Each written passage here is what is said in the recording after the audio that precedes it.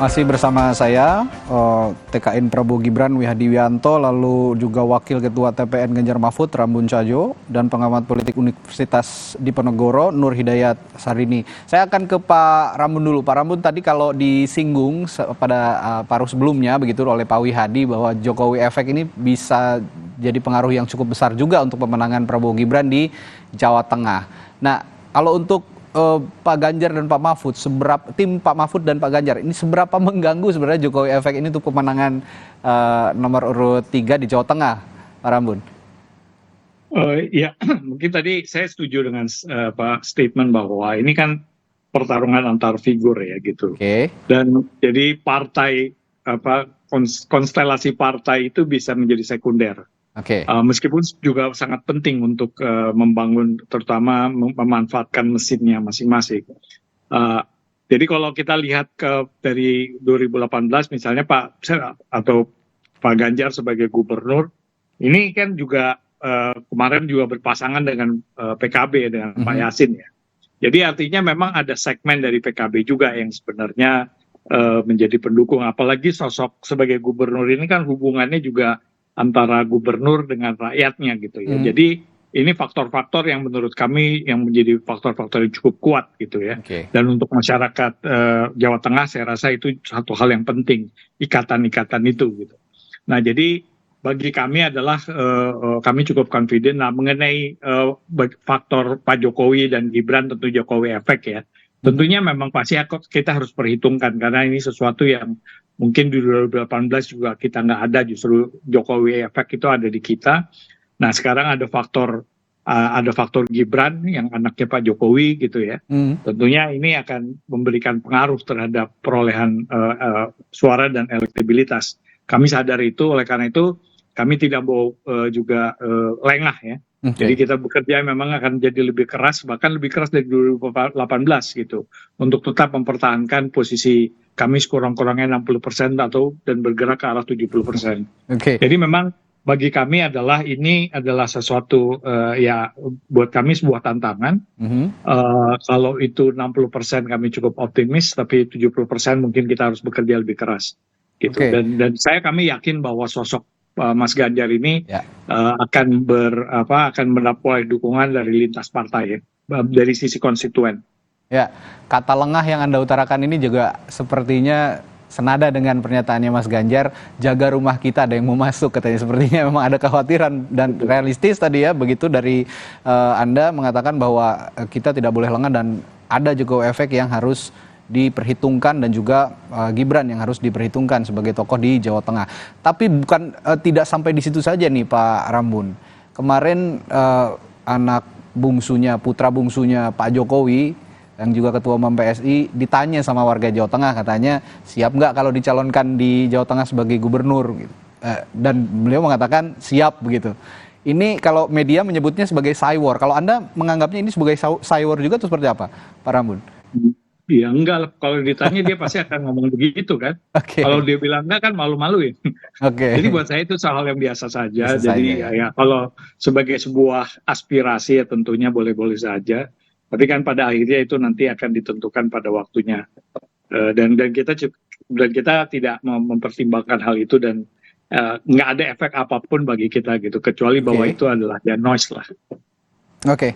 Ya, saya ke Pak Wihadi. Pak Wihadi, tadi Anda mengatakan faktor Jokowi ini juga sangat menentukan untuk pemenangan Prabowo Gibran di Jawa Tengah. Tapi selain itu ada gagasan-gagasan lain untuk menarik suara simpati rakyat Jawa Tengah, terutama kemarin kan juga sempat berdebat soal pupuk begitu ya. Ketika Pak Prabowo menanyakan di Jawa Tengah itu pupuk langka, tapi dibalas oleh Mas Ganjar, tidak hanya di Jawa Tengah, Pak Prabowo, di mana-mana, di Kalimantan, di Nusa Tenggara, di Sumatera juga pupuk itu langka begitu. Nah, hal-hal seperti ini yang konkret begitu, apalagi yang akan disampaikan kepada masyarakat Jawa Tengah untuk meyakinkan pemilih? Jadi begini, kami dari Prabowo. Pak Wihadi, sepertinya ada gangguan sambungannya. Dan kita melihat juga berkeluh. Ya. Udah bisa? Ya, silakan Pak Wihadi. Ya, jadi kami dari Prabowo Gibran, dan kita sudah bergerak kepada masyarakat dan banyak juga keluhan-keluhan masyarakat. Dan kalau kita melihat memang angka kemiskinan Jawa Tengah ini sebenarnya cukup tinggi. Nah, inikah mengenai masalah kesejahteraan Jawa Tengah. Jadi saya kira hal ini juga menjadi permasalahan yang nanti akan kita sampaikan dalam masalah kedepannya untuk pengentasan kemiskinan di Jawa Tengah. Jadi saya kira hal-hal seperti ini memang program-program kita saat ini kan sudah jelas. Kader-kader kita, kader-kader dari Gerindra dan juga dari koalisi, itu saat ini bagaimana mereka turun ke bawah dan mereka juga memberikan satu program andalan kita, itu makan siang gratis dan kemudian pemberian susu dan segala macam. Jadi saya kira ini adalah merupakan bentuk daripada kita bahwa karena dengan angka kemiskinan, maka tentunya angka stunting juga akan tinggi dan kekurangan gizi akan tinggi, dan ini kesejahteraan masyarakat inilah yang kita juga akan sentuh ke bawah. Dan saya kira hal-hal ini semua daripada kader-kader kita sudah bergerak, dan kita harapkan bahwa ini akan menimbulkan efek juga bahwa masyarakat ternyata memang bisa berharap kepada Prabowo Gibran untuk kedepannya untuk kesejahteraan masyarakat di Jawa Tengah. Jadi saya kira ini adalah merupakan bentuk yang kita akan masifkan ke depan, sehingga kita juga mempunyai program yang Pak Prabowo sendiri setiap saat selalu mengatakan bahwa makan siang gratis untuk anak-anak sekolah itu adalah merupakan suatu program yang kita canangkan untuk bagaimana generasi muda itu bisa menjadi manusia-manusia unggul, SDM kita unggul, dan mengentaskan angka kemiskinan. Jadi saya kira ini adalah hal-hal yang memang akan kita dorong ke masyarakat, dan kita akan bergerak kepada masyarakat untuk bisa merasakan kedepannya akan jadi suatu perubahan untuk Indonesia Emas 2045. Sejauh ini kondisi mesin politik bagaimana Pak Wihadi? Kalau tadi kan kita bicara soal ketokohan gitu ya, baik sosok Prabowo, Gibran, dan kaitannya dengan Jokowi efek. Nah, kalau mesin politik sejauh ini kondisinya seperti apa Pak Wihadi? Mesin politik kami sudah bergerak, jadi tidak Partai Gerindra sudah bergerak, semua kabupaten kota saat ini sudah bergerak, dan kita sudah mengumpulkan semua kader-kader kita, dan minggu kemarin kita juga sudah melakukan konsolidasi nasional, artinya kita mengonsolidasikan apa yang mesti harus kita butuhkan untuk melakukan konsolidasi pada saat nanti Februari. Jadi kesiapan kita sudah kita persiapkan, dan memang saat ini baik itu daripada kader-kader kita di DPC, DPD, itu semuanya sudah bergerak dan kita semuanya satu suara. Dan kemudian juga kita melihat partai koalisi juga sudah mulai bergerak juga. Jadi saya kira kita tidak hanya sendiri, kita bergerak bersama-sama. Dan mungkin salah satu hal bahwa yang mungkin tadi Pak Sudirman Said juga sampaikan, Pak Sudirman sebagai calon gubernur pada saat lalu itu adalah PKB dengan Gerindra. Jadi saya kira Gerindra juga mempunyai pengalaman dalam permasalahan mencalonkan Pak Sudirman Said, karena waktu itu Pak Sudirman Said itu dicalonkan oleh Gerindra dan wakilnya oleh PKB. Jadi saya kira mungkin itu yang terlupa, bahwa Pak Sudirman Said pada saat berjalan dulu dengan PKB itu dengan Gerindra gitu. Jadi ceruknya itu juga kita sudah tahu sama yang di mana ceruk-ceruk yang kita harus kerjakan itu. Jadi saya kira hal-hal ini juga menjadi suatu pengalaman kita, sehingga kader-kader kita juga sudah paham pada saat nanti bergerak itu, karena mempunyai pengalaman di waktu gubernur yang lalu. Ceruknya di mana itu Pak Wihadi?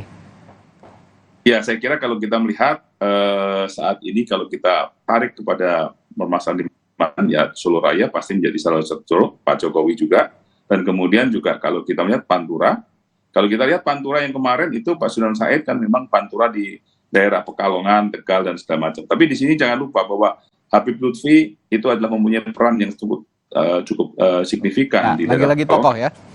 Ya, ada lagi tokoh yang di sana, dan saya kira itu juga sudah jadi suatu tanda bahwa kita semuanya nanti akan bagaimana Pantura itu juga akan kita bergerak di sana, dan saya kira itu kader-kader kita juga sudah mulai bergerak. Dan saya kira untuk di daerah mungkin Solo Raya dan juga Jakarta, Jawa Tengah Selatan, Banyumas, karena jangan lupa bahwa Pak Prabowo ini aslinya Jawa Banyumas, gitu kan? Jadi orang yang tidak tahu bahwa Pak Prabowo ini asal Banyumas. Jadi saya kira dengan Pak Prabowo kemarin datang ke daerah Banyumas, ya, ke Cilacap dan segala macam, saya kira di situ juga menggerakkan hati masyarakat di sana bahwa Pak Prabowo ini adalah putra Banyumas. Kan? Jadi saya kira rakyat itu Jawa juga Tengah juga gitu ya. Jawa Tengah juga gitu. Jawa Banyumas. Iya, ada kemarin juga, gitu. kemarin juga sempat disinggung pada saat ada ribut-ribut soal etik begitu yang viral di videonya bahwa itu orang Banyumas biasa ngomong seperti itu Ya, katanya begitu. ya sama Oke, kita kalau Jawa Banyumas dan Jawa Timur juga sama itu hal oke, oke. seperti itu, ya. Baik. Pak Ya. NHS, ini Ya. dari tadi kita bicarakan tokoh politik gitu ya, tokoh secara ketokohan, mesin partai, namun tidak dilupakan juga, jangan dilupakan juga bahwa ada relawan yang menguatkan masing-masing pasangan calon. Ini relawan-relawan yang sepertinya trennya makin naik begitu ya di pemilu saat ini, dimulai pada pemilu 2014, 2019 begitu ya, pada kontestasi sebelumnya.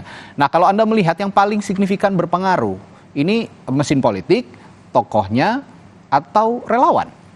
Ya, kalau untuk pileg, saya rasa peranan partai politik dan sekondan diantaranya memang masih akan sangat punya dominasi peran gitu ya. Ya. Saya sebut tadi PDIP, sulit dibantah bahwa PDIP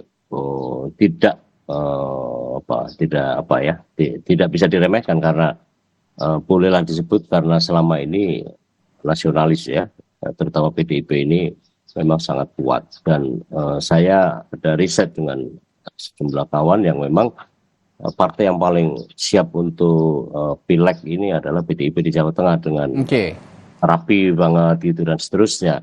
Kendatipun kita akan kasih catatan jika menyangkut adalah pilpres. Nah, tapi memang kita lihat di sekeliling Jawa Tengah kebanyakan memang umbul-umbul APK dan seterusnya oleh PDIP. Dan saya kira partai yang lain juga itu tidak semerbak, tidak semarak gitu ya, sebagaimana pemilu-pemilu yang lalu. Dan Si malu-malu kalau kata Anda tadi ya Pak ya? Ya, karena katanya nunggu tanggal 10 Januari atau apa gitu ya. Nanti bisa dikonfirmasi dengan Pak Rambun. Nah, itu yang membuat pertanyaan juga dan kembali ke pertanyaan apakah relawan, dan saya kira peranan relawan sangat menentukan ya, karena tingkat volunteerisme itu yang menentukan dan tampaknya memang ada banyak split ya terkait dengan soal itu karena pertama-tama relawan tidak semarak seperti yang lampau-lampau. Walaupun begitu, kalau menginduk pada riset Kompas juga kan, tingkat militansi yang paling tinggi kan di nomor 1, baru nomor 2 atau 3 gitu ya, dan tampaknya itu yang akan menentukan. Dan sebenarnya banyak juga perangkat-perangkat relawan yang sudah dibangun baik oleh terutama nomor 1, nomor 2 dan nomor 3, paslon nomor 1, nomor 2 dan 3, tetapi kadang-kadang di tengah jalan juga kehabisan bensin gitu ya, tidak seperti mana yang lalu. Saya bisa sebut beberapa di antaranya semangat di deklarasi, tapi di tengah jalan ada yang pindah juga, dari antara 2 dan 3 banyak yang pindah gitu ya.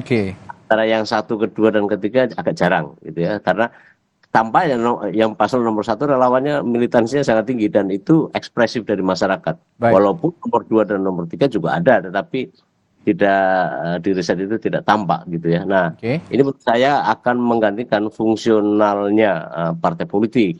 Nah, sekarang partai politik kebanyakan juga mengurus dirinya sendiri ya melalui caleg-caleg itu. Tentu tidak semuanya, tapi faktor itu juga sangat terasa. Baik. Ya, terakhir ke Pak Rambun. Pak Rambun, saya kasih kesempatan untuk Anda.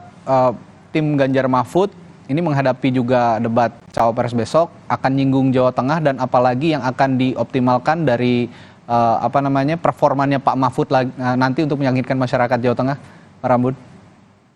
Ya, kami ya dengan Pak Mahfud ini udah coachingnya udah dilakukan sebenarnya dalam minggu-minggu ini dan secara terus-menerus oleh timnya. Jadi kami cukup yakin isu-isu Jawa Tengah pasti akan muncul tentunya.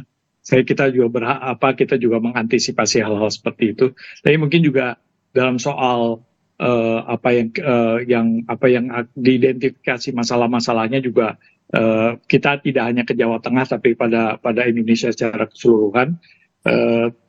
Meskipun pasti Jawa Tengah akan jadi objek untuk attack lah gitu ya, karena di situ tempatnya Mas Ganjar. Jadi kita mempersiapkan dengan baik dan kita tahu lah datanya semuanya, kita lebih tahu daripada calon-calon yang lain gitu karena lebih detail.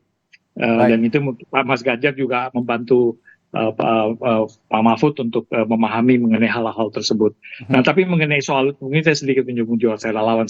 Kami rasa memang ada perubahan-perubahan karena memang ada faktor lagi-lagi faktor Jokowi efek yang secara negatif sebenarnya berpengaruh pada relawan Jokowi ya. Tapi kami cukup optimis bahwa militansi dari relawan-relawan pendukung Ganjar ini, baik itu yang dulu berasal dari relawan Jokowi maupun yang baru-baru yang jumlahnya juga cukup besar, ini militansinya juga masih cukup kuat ya. Baik.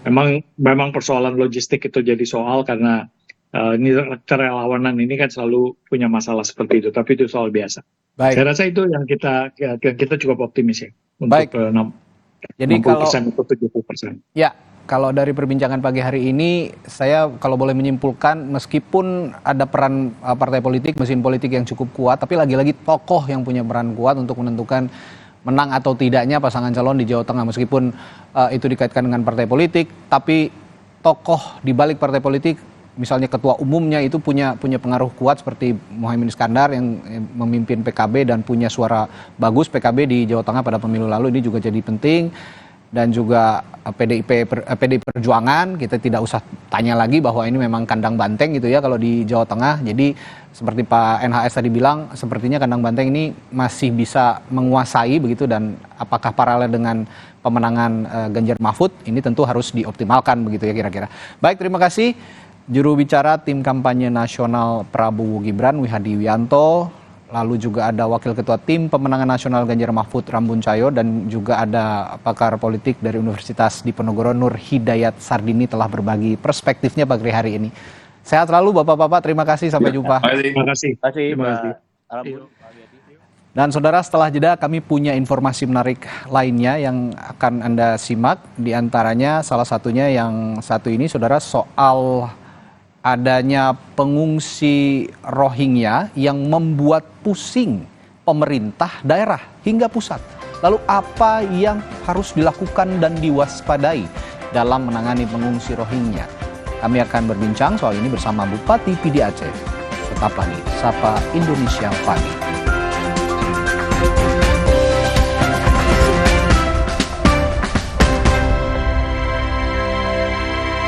Ya bakso ya. Robo, hadang. Masuk angin. Minum hada angin, bantu redakan gejala masuk angin dan pelihara daya tahan tubuh. Hangat di badan. Buyar angine. Hada angin, buyar angine. Produksi Konimax. Jalan yuk. Usia nambah, gerak susah ya. Kesehatan sendi harus diperhatikan. Rajin gerak badan tak berlebihan. Bila perlu, minum Wellmove. Diproduksi dengan teknologi modern, higienis, dan halal. Wellmove, bergerak itu nikmat. Untuk membantu atasi capek, pegal, dan nyeri otot, pakai Hotin Cream. Kalau untuk meredakan nyeri sendi, Rematik dan keseleo. nah itu pakai Hotin DCL baru. Bahan aktif DCL-nya efektif mengobati rematik, linu, dan nyeri sendi. Hotnya Hotin banget deh. Di tanganmu, botol plastik bekas bisa jadi baru lagi. Seperti tas, baju, hingga sepatu ini. Bersama Gerakan Ekonomi Sirkular Nasional Le Mineral, mari mulai kebiasaan baru memilah sampah plastik dari rumah, menyalurkan lewat